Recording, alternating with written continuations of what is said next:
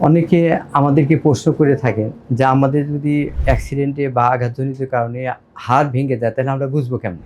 এটা বোঝার উপায় ১ নম্বর হলো হিস্ট্রি থাকবে তার আঘাতের, গাছ থেকে পড়ে যাওয়া বা গাড়ির অ্যাক্সিডেন্ট হওয়া যেকোনো রকমের দুর্ঘটনার কারণে রুগীদের সাধারণত ১ম সমস্যা হবে তার ব্যথা করে ভাঙ্গা জায়গা। তারপরে ওই জায়গায় অ্যাবনরমাল মুভমেন্ট হয়। ফ্র্যাকচার সাইট দিয়ে যদি নাড়াচাড়া করা যায় এবং লম্বা বোন যদি হয় তাহলে ওই ফ্র্যাকচার সাইটে নড়াচড়া বোঝা যাবে। রুগী পেইন ফিল করবে। তখন আমরা ডাক্তারের শরণাপন্ন হব এবং ডাক্তারের মাধ্যমে এক্স-রে করার মাধ্যমে এটাকে কনফার্ম করা যাবে যে ভেঙে গেছে এবং সেই মোতাবেক আমাদের চিকিৎসা করতে হবে। যেকোনো ফ্র্যাকচারের রুগীর চিকিৎসার নিয়ম হলো ২ টা। একটা হলো কনজারভেটিভ চিকিৎসা, একটা হলো অপারেটিভ চিকিৎসা। যদি সাধারণ ভাঙ্গা হয়, পজিশন যদি ভালো থাকে তাহলে আমরা সাধারণত কনজারভেটিভ চিকিৎসা প্লাস্টারের মাধ্যমে করতে পারি।